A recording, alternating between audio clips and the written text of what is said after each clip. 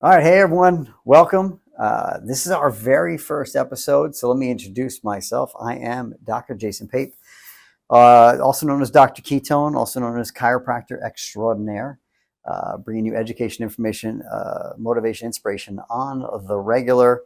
I've been doing, this kind of stuff in more of a Facebook Live platform kind of thing for about over 10 years. So we decided we're really going to move this more to that podcast, better accessibility, give you guys more information, really more directed, so you can go back and kind of index things a little better if you find this information useful. I will say this now, but anything we talk about today is purely informational. I am a doctor, but I'm not your doctor necessarily. So things we talk about today, they're not intended to diagnose, treat, cure, any of those kinds of things. It is information. It is me delivering science. So the goal is for you guys to just take this information, do what you will, meet with your practitioners as needed and discuss. But the goal is to educate. So that way you can go out there and make better decisions about your own health and walk into these appointments with medical professionals or anything else you're doing for your own health with more armaments, if you will, to get you where you want to be and be more of your own health advocate. So listen, I'm a chiropractor. I've been doing holistic medicine for close to 30 years. I don't just do chiropractic. I do functional medicine, integrative medicine, many different things we focus on. There's a lot of different things that are kind of my specialty, my wheelhouse that I've been working with for many years. Ketones and the ketogenic diet is a big part of that,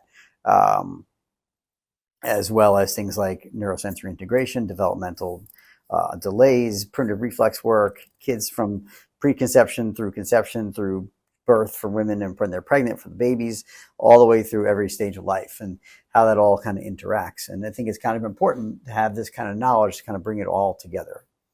So many people don't really understand what holistic health is, and part of what we're trying to do with this podcast is really to introduce you to more of these other things and understand that your more traditional allopathic medicine and the way of thinking is very segmental.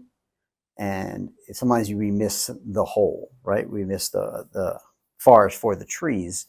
So I'm really trying to kind of bring it all together and let you guys see what that might be. So hopefully you'll find this interesting and stick around and share it to your friends, bring some other people along to learn. And as we go through this journey, we'll eventually have other guests on. We'll have different topics. And, if you have some things you'd like to learn more about, always drop a comment, let us know, and we're more than happy to kind of take some input, so we can continue to help you guys. And like I said, again, we're not here to diagnose, treat, cure, any of those kinds of things, not make any medical claims. And eventually there'll be a little card that might pop up right about now.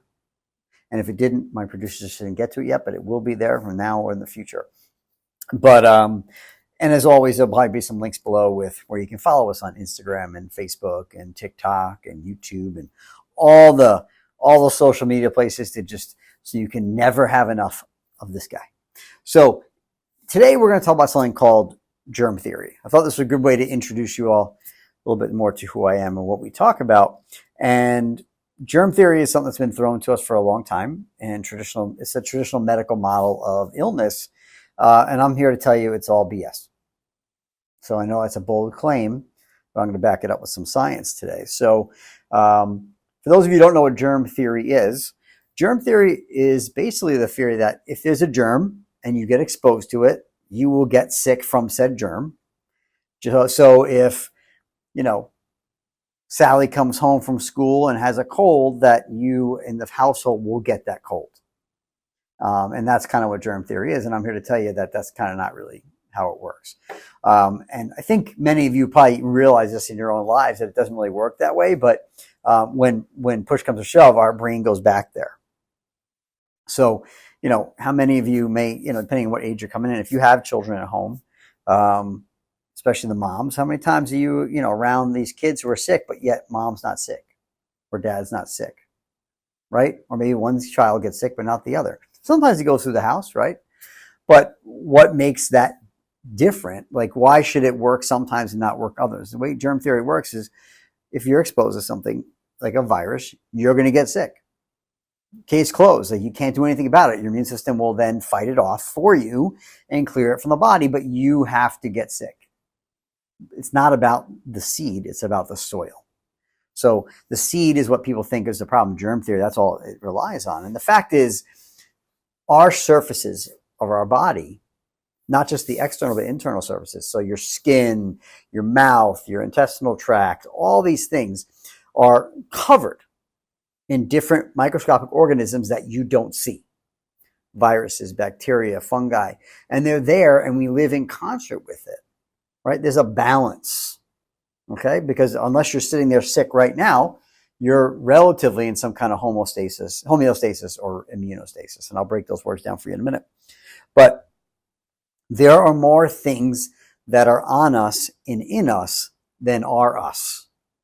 So what that means is, we are made up of cells, right? At the end of the day, if you break us all down, we're just a bunch of cells all clustered together to make this. And if you counted all those cells, there's more other microbes and things on us than all the cells that we are. So we're kind of at a disadvantage if you think about it like that. But why aren't we sick all the time then? If we're covered in all this stuff, why are we not just sick all the time? Well, because we have an immune system that's in balance, okay, allowing us to kind of live in balance with these things in our environment. Sometimes that gets disrupted. So let me take a step back. There's a term, it's called homeostasis. That's basically what balance is in your entire body, right? The systems are well balanced and everything's working well together, okay? Immunostasis is when the immune system is in balance like that, right? When you don't have immunostasis, you do not have homeostasis, all right? So when that immune system is off, then the rest of the body will be off at some point. But that immune system does have its own balance. And when that immune system is imbalanced, we are more susceptible to disease. And our body's immune system really is a learning dynamic system, right? When you're born, you don't have a great immunity. And it's not because you have a deficient immunity. You have a functioning immunity, but you have an immature immunity. And when your gut's even immature as well, it's not fully optimized yet. We'll talk about why that's important. But we get some of that immunity through breastfeeding, right? One of the things that breastfeeding does for us when we're born is that we're getting nutrients from mom, good healthy fats and all those kinds of things, but we're also getting antibodies from mom. Because at least in that first 6 months, specifically after you're born, your immune system is very immature and is not very good at fighting things off on its own. So we're giving it some of these things. And those antibodies are kind of the learned response that your body has. So when you are affected by something at any point in your life, when that thing gets in, all right, the body goes through a series of different responses where it mounts an attack against what comes in. And it doesn't just get in your body like that. It has to kind of work its way in. All right, it works its way through different layers. I won't go into all the specifics of it today, but it'll hit something like a dendritic cell in like your nasal passage. And then that will be affected by that virus or whatever it may be. And that causes this chain of events that triggers different layers of immune response to go after and try to fight that thing. All right, we're going to recruit B cells and T cells and macrophages and all these different things and inflammatory cytokines, pro and anti-inflammatory cytokines, to help to fight the battle, kill off the thing, and then teach us how not to get sick by that thing again, because now we've seen it and we've learned.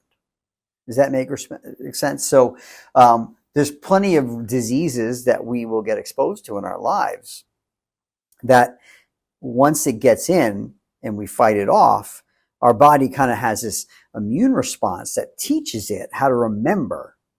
Okay, it's called a permanent immunity. That's why we have these things called T cells that have this memory, all right, that tell us, hey, we've seen this thing before. Here's how to fight it. And it just remounts the response and it doesn't have to learn, right? The learning phase takes a lot longer and really requires infection, while the learned phase this ability for your body to know already how to fight it off kind of mitigates that response. It doesn't, maybe not even allow it to get in more than just like, hey, we see this thing, we're going to stop it dead in its tracks before it can get into the body and infiltrate because we know how to fight it. Okay? Hopefully that's making sense for you. But when you're born, again, you're new. This is a new response. You've been hanging out with mom. You're being protected by mom and her immune system. Then you're born, and now you're no longer protected by mom's immune system, but there's one way to get some of that immunity: breastfeeding. And over that first 6 months, as your immune system starts to learn a little bit better and mature, as well as your gut maturing, we'll talk about that in a second, it learns how to handle its environment better. But yet it's still immature. So I say this to people, like, you don't want your kids sick all the time. That's not good. That's a weak immune system. But you don't want your kids never sick.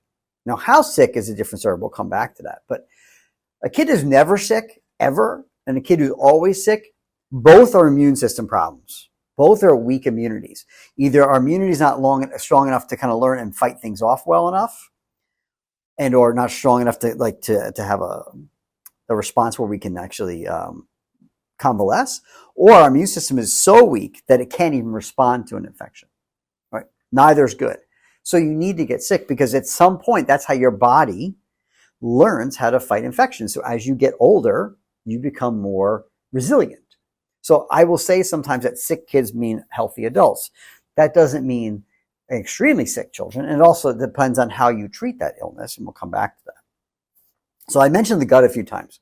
So the reason I mentioned that, and for those of you who don't know, about 80% of your immune system is in your gut, your intestinal tract. So when that is optimal, our immune system is more optimal. When there's compromise in our GI system, small and large intestine especially, that can manifest as poor immunity. And when we're born, we have a very immature gut. That takes time for it to mature and become more optimal. So part of that starts with birth. And again, a vaginal birth allows your body to pick up good bacteria within the vaginal canal and colonize that gut with good guys. Unfortunately, when you have things like C-sections, or you're given some antibiotics right at birth, things like that, they will affect that gut flora. And that when we say gut flora, we're talking about the good guys, right? And they work in sync with us, these probiotics, these good bacteria. They're called commensal organisms, meaning they work with us. They're symbiotic. We have a good relationship, a give and take. They get good stuff from us. They can live and flourish, and they also help us with our immune response, digesting food, protecting from bad guys, all those kinds of things. So it's really important that we pick that up. If we don't, one of the things we recommend to our women who are pregnant, if for some reason they wind up having a C-section, we try to avoid that, but sometimes it happens. We need to, one of the things you can do is soak a little bit of gauze in the it's going to sound a little gross, but then the vaginal secretions, if you will, prior to birth. And then you can actually wipe on the baby after it's born around the mouth and the nose to kind of give that vaginal flora it didn't get. If you think about it, oh, it sounds gross. Why would you do that? Well, what's the difference, right? You're coming out of there, right? So if we're skipping that, how do we give that back, right? So those are some things you can do. Again, it's not medical advice. This is just information. You can do some research on your own. But we want to make sure that immune system matures as well as it can. Because when we get exposed to things, we want to make sure that our body can fight it off optimally and learn. And that's what happens over time. And so hopefully this is making sense about general immune system and how it develops. Okay. And then as we go through life, the more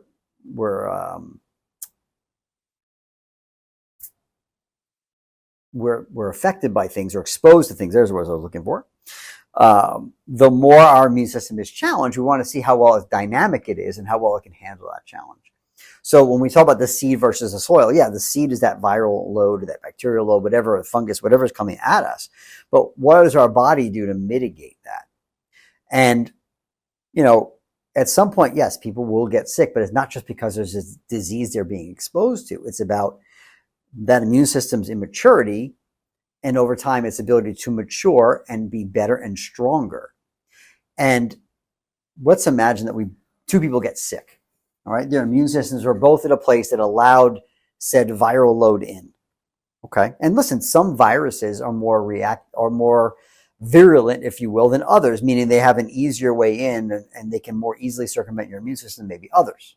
Okay, and we can talk about things like COVID at one point if you want, but COVID was not something that everyone got just because you got exposed to it. There are many factors that went into that, and we'll see if we go down that rabbit hole today.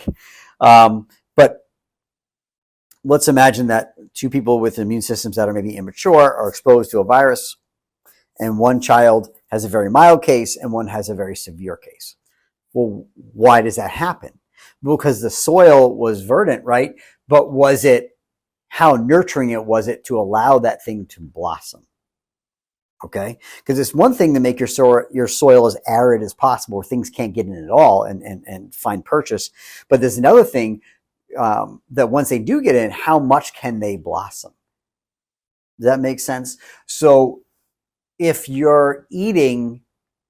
one kid's eating a more healthy, balanced diet, natural food sources, not processed, getting their good green leafy vegetables and healthy meat sources, non-GMO, organic, not sprayed with crap, or the kid who's eating McDonald's.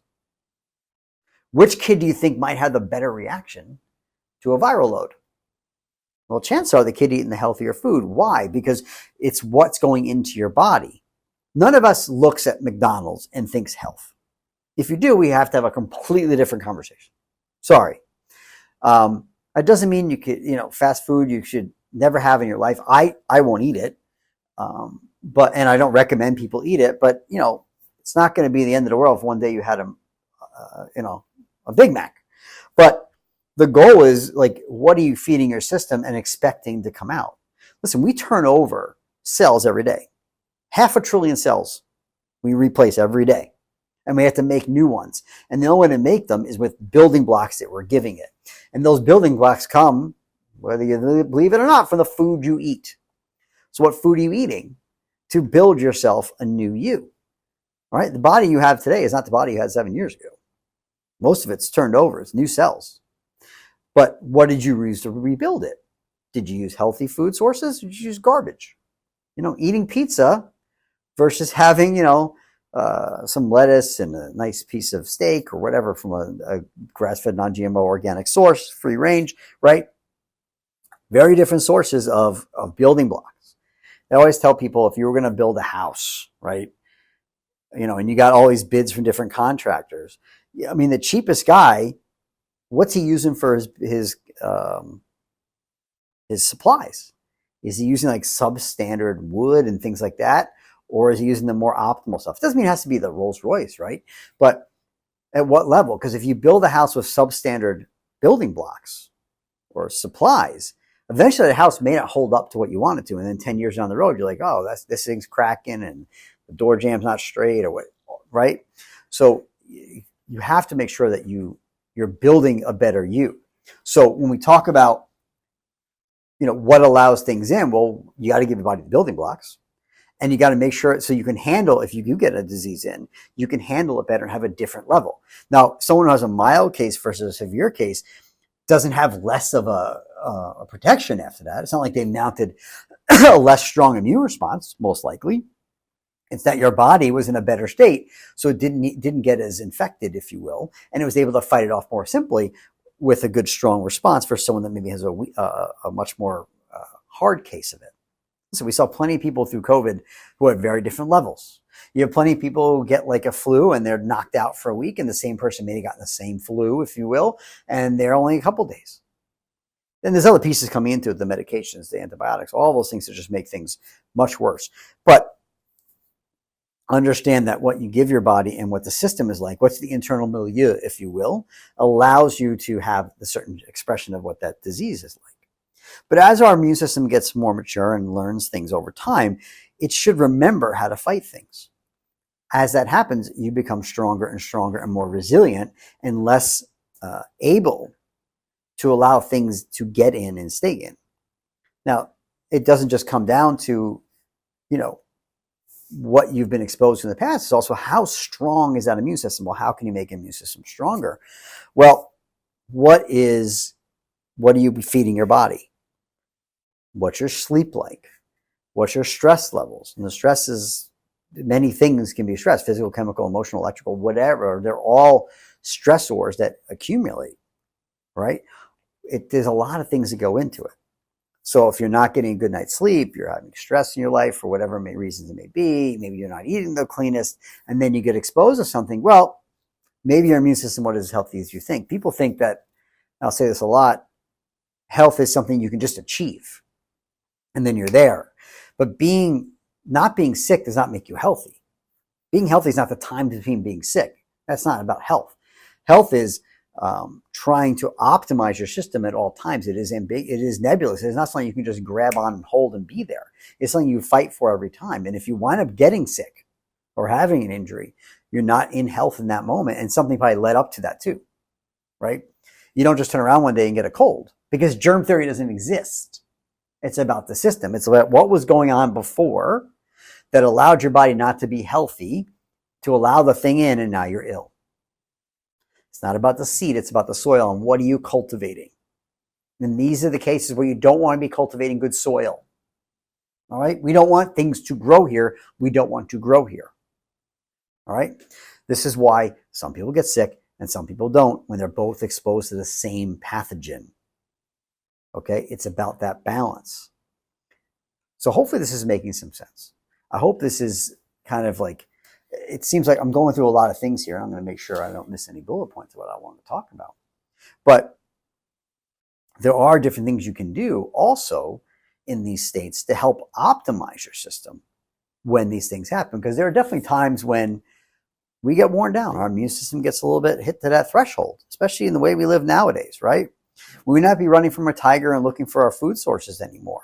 But there's lots of micro stresses we're dealing with on a regular basis. There's lots of toxins in our environment that weren't there thousands of years ago when our ancestors were coming along, right?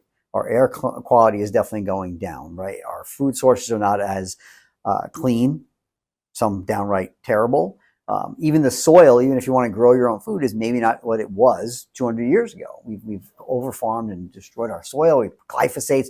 There's so many things that we're exposed to and so much toxins that eventually those loads hit threshold. And we're all about threshold. We're threshold level machines. And a lot of times you may not see what's going on before the threshold, but that threshold is the fail point in our bodies. We adapt until we can't adapt anymore, because we are adaptogenic organisms. And when we stop adapting, that's when failures happen. That's when illness occurs, whether it's a sickness or even a chronic illness. That's a topic for a different day. But when your immune system is adapting to its environment, but it can't adapt anymore and it hits a fail point because we have whatever stressors may have allowed us to break immunostasis, we get ill. Now, listen, we try, when people are sick, though, to suppress symptoms, which is a big mistake too. Why are the symptoms there? A fever, a cough, sweating, all these things that happen, the snot coming out of you. Like, what are those symptoms? Like, why are they there? Yes, they stink. Yes, they're uncomfortable. No one enjoys it. This is why no one likes being sick, right? But those symptoms are there for a reason. They're your body trying to fight off and mitigate the infection. It's your body getting back into balance. And every time you suppress a symptom, when the body's trying to externalize something, you're forcing it internal.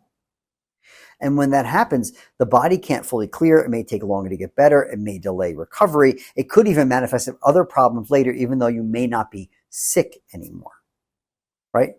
Being sick is not just about the symptoms. It's about what your health like. So why do we have a fever? Let's give that as an example. You know, you get a flu, you get a fever. Okay. Most people are so scared of fever nowadays, or they've been trained to be scared of fever their whole lives, that you must take away the fever. Take the Tylenol, take the Advil, take the Aleve, take the aspirin, take something to lower the fever. Now, I don't like any of these things. We'll talk about that more in a minute. Because the fever is so dangerous. Again, fever is there for a reason. The body is raising its temperature to kill the thing. Saying, hey, when I increase the temperature, it should kill this viral load, bacterial, or whatever it may be, so that way we can mitigate. We're going to increase our body temperature, sweat to get things out. right? To get the toxin out. The skin is a great detox organ, and we need to let things out. Sweat is part of that, right? So these are just some examples. So, but if we squash that fever, so let's say the body is trying to bring a fever up and it's going up 101, 102. Oh, squash that fever. Well, the symptom went down, but the body didn't finish its job. And then a day later, oh, let's try it. And we keep squashing it. And then you wonder why a virus that just may only take 2, 3, 4 days to come out of your body takes a week, 10 days, whatever it may be. We're prolonging it because every time the body's trying to do its job, you squash it, right? If we stop with the we use the decongestants and all these things, our body, yes, we don't want to be congested, but there's a reason why these things happen. It's the body trying to get the stuff out. It's killing things off in our nasal passages. It's trying to shed it. It's all that crap is white blood cell detritus getting fluid from the system. Now, there are ways to naturally help the system do that. But drugs, listen, drugs are we turn this thing off, and we turn it off pretty efficiently. But turning those things off can affect other systems.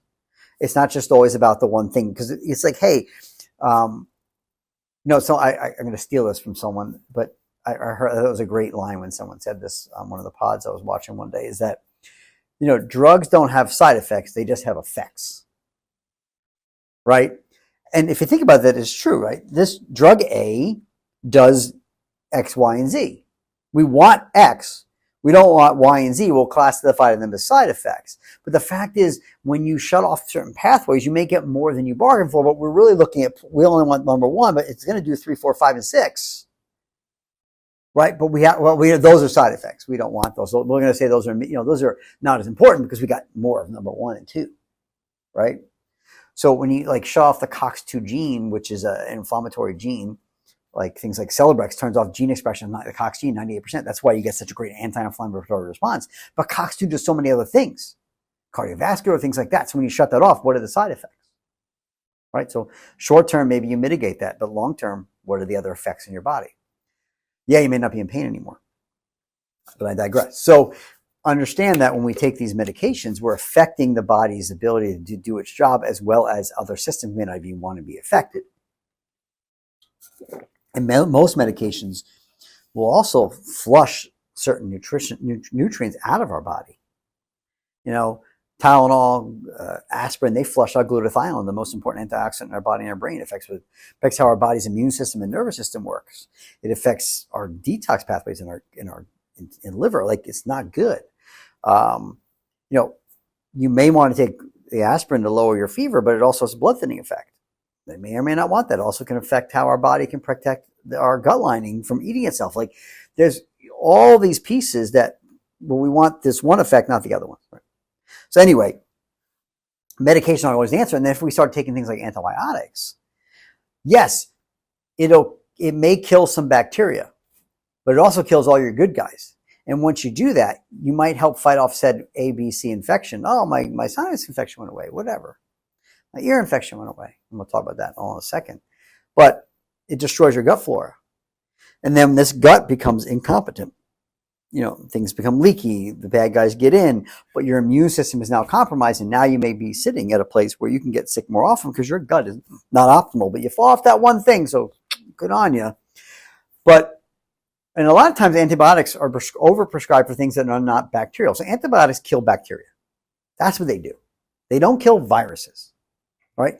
Now, they will soup up a certain part of your immune system that may help your body fight a virus by pushing things like B cells and things like that, but it can't mitigate true viral load.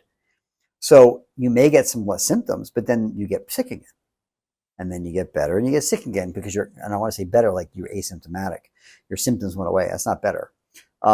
That's why we get these chronic subacute persistent infections because of things like vaccines and antibiotics, because at the end of the day, they are falsely propping up certain systems while damaging other ones, all in the sake of health. And it's not really how it works. So we'll have other conversations about antibiotics and vaccines in different videos. And you don't have to agree with me about any of these things either, but I will talk science with you and explain, the pros and cons of all these things. And listen, medicine is there and is needed in certain circumstances. It is there for emergencies and life-saving capabilities, but it shouldn't be the first grab for simple things. You don't need a sledgehammer for everything. Sometimes you need a sledgehammer, right? But you don't need a sledgehammer just to kill a spider. It'll kill the spider, but it may do some other damage, right? There's a spider on the wall. Get that sledgehammer. So now you killed the sledgehammer. You killed the spider, but there's a hole in the wall. Maybe there's a fly swatter we could have used or a piece of tissue, right? There's different levels, but in general, traditionally, medicine is usually sledgehammers. There's no fine-tuning with it, if you will. And your immune system kind of knows how to use what tool when.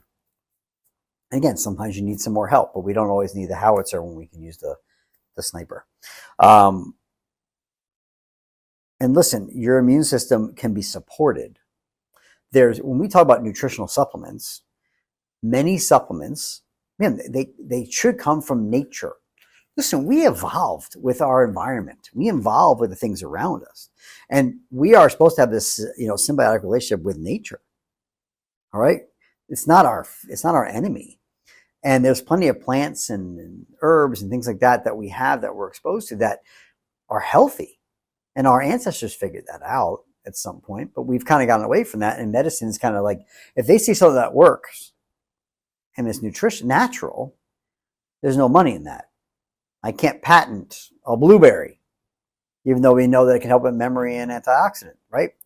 But if I can find that chemical and make it synthetically, maybe tweak it a little bit, now it's mine and I can patent it. Now I can sell it and make all this money. Another conversation for another day. But understand that medicines, while they may have this FDA approval, and we're all worried about what are the side effects? Well, there's no FDA approval of a supplement. Yeah, do your research. There's definitely good and bad things out there. And then you got to make sure you have the right doses. And it doesn't mean the supplement industry is not without its faults.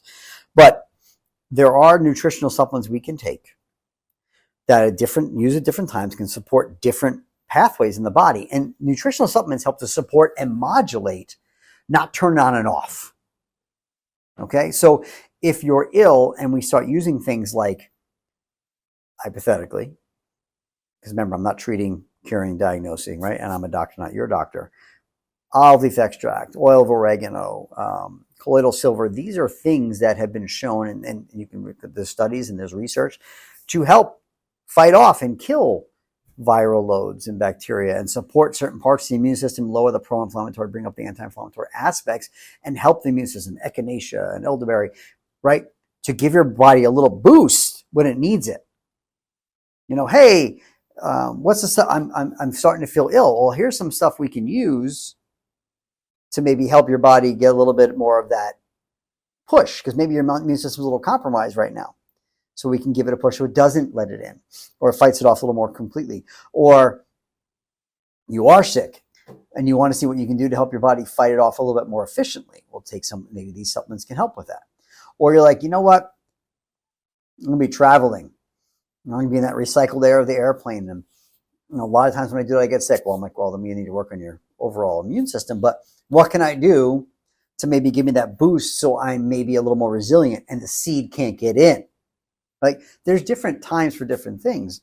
But that's some things you can do. But, that would be more of the short term. What's the bigger picture? Well, it's like, all right, well, how do I have that healthier lifestyle, right? So part of what I try to teach my patients is not just, I'm starting to feel sick, take Virusid and you'll be better. It's like, hey, take this now, but what do I need to do to help you have a better health profile so this is not needed as often or at all? So whether it's making sure you get better sleep, getting regular chiropractic care, having how to mitigate stress in your life, these are the kinds of things we do. And listen, we'll go into other videos about all the different, the 6 T's of the stresses on the system and all that kind of stuff. But, what are some basics that we can do to help better mitigate illness and health? Because, again, how do I make my soil optimal for me, but not for anybody else? Meaning the invaders that may want to come in. How do I maintain immunostasis? How do I maintain homeostasis? How do I stay in balance with my environment, even when some things in the environment may be trying to kill you? So that's the goal of what I try to do with any patient.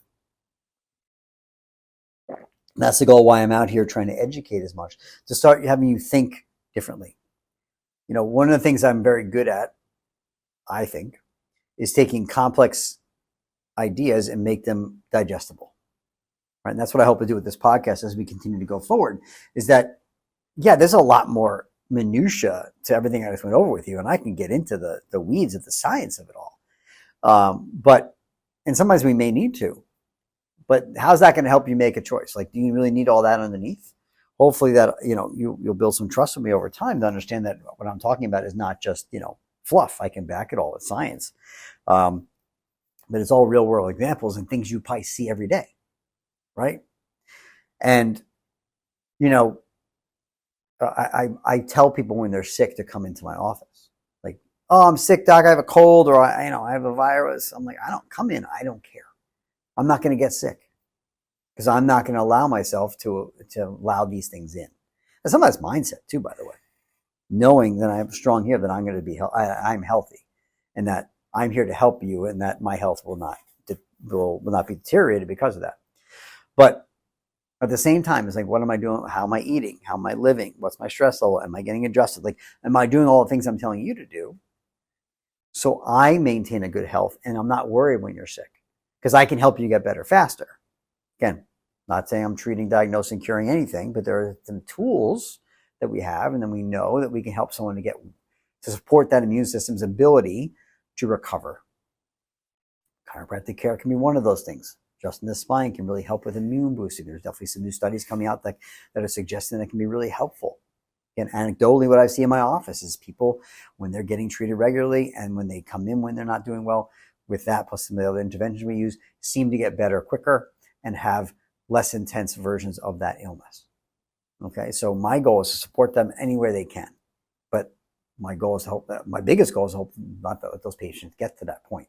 And the more I can direct you guys out here, wherever you are, whether you're local to me here on Long Island or you're on the other side of the world, what you can do to help yourself be better. So you don't have to see me. Go find yourself a great chiropractor you trust, or another holistic doctor like a naturopath or a homeopath, or if you're not in the United States, an osteopath, someone that understands the holistic balance, right? Acupuncture. There's plenty of great practitioners and practices out there that can help you optimize who you are, but you can't just go through life thinking that you're just going to survive, because eventually it catches up to you. When you're 25, 30 in the prime of your life, you can handle a lot more than you will at 60.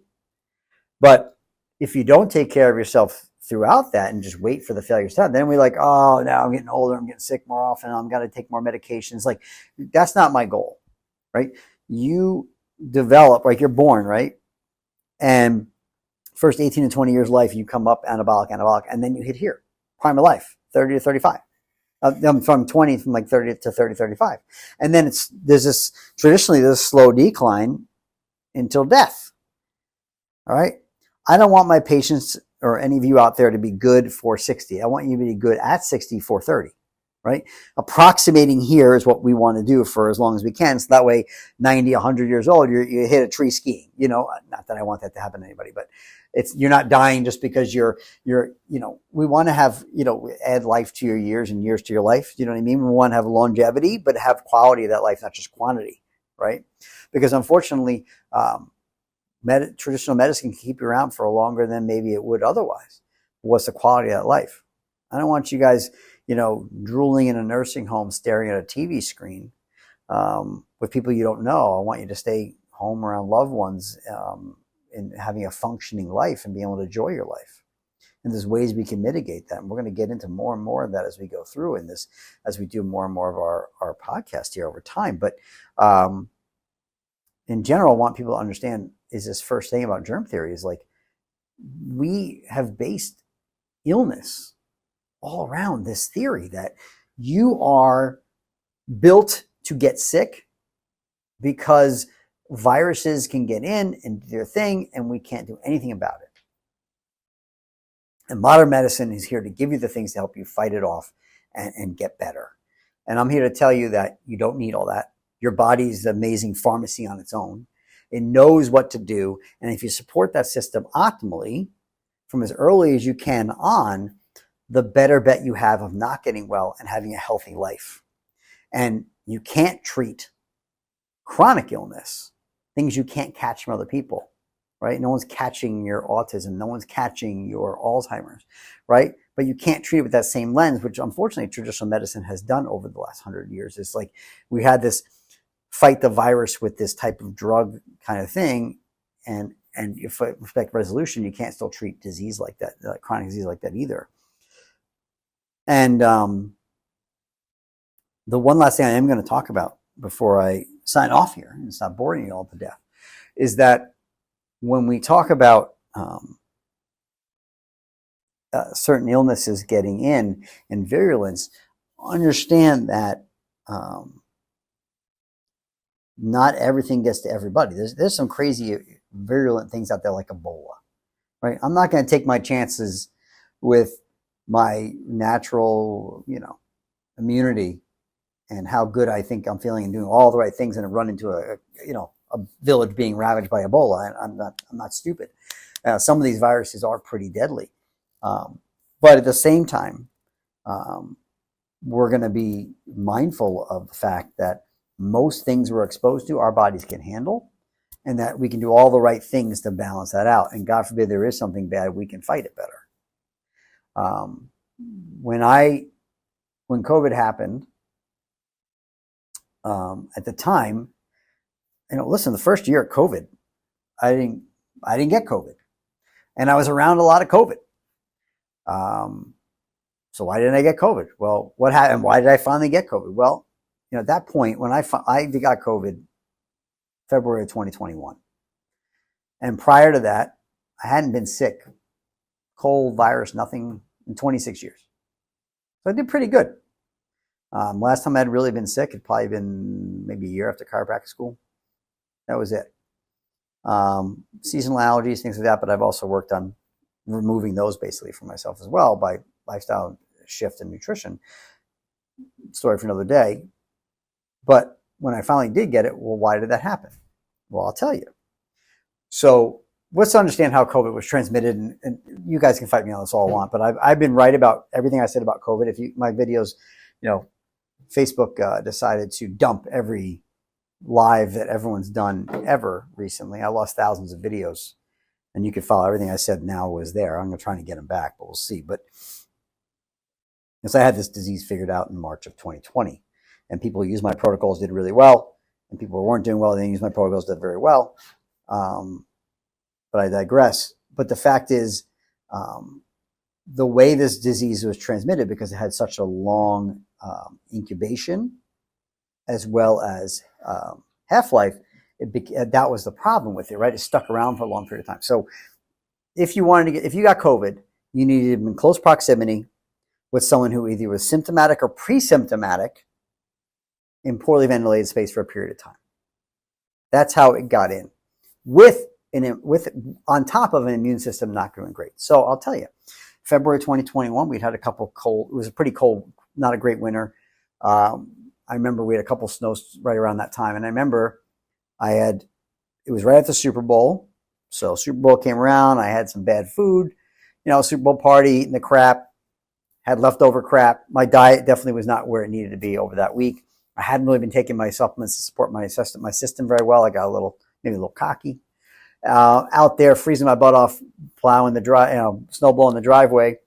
And then I was exposed to someone for a period of time. So one of our practitioners was pre-symptomatic. He wound up showing symptoms about a day or two later. This was probably a Wednesday, probably showed him on a Friday or Saturday.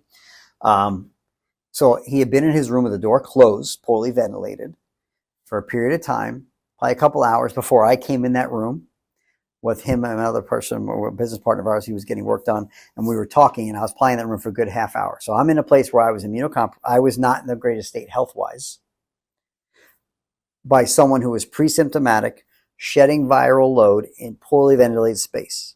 So it was a confluence of many things that my body was in a place where it allowed it in. And I started having mild symptoms early on that Friday. And this is Delta strain. I mean, we're talking, this is not tolerated by most people very well.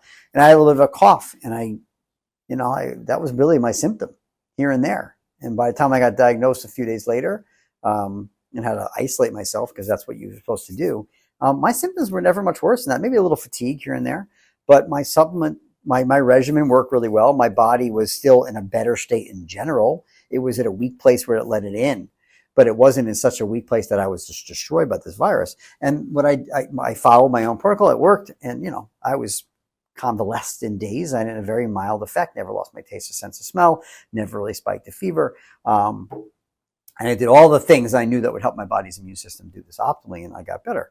Now, one of the things we found about COVID is that COVID wrecks immune systems and really imbalances things, causes mast cell activation, all these kinds of things. So it took about a year and a half for me to really rebalance the underlying structure of it all. A couple colds here and there over the next year or so, but ever since then, probably in the last 4 years, I haven't had anything besides a little bit of a seasonal allergy attack here and there. And I intend to stay that way. And well after that, I still, as much COVID, the amount of COVID that was in my office at times was like if it was all about the seed, we would have been sick 100 times over. All right. And we developed a normal immunity, no vaccines, all those kinds of things to make sure that we are, warriors, that our bodies can be armored against these things. So that's my own little personal story about, listen, we're not all perfect. Things happen, and where it went wrong and why. Because I allowed the germ in, not because the germ was there. All right.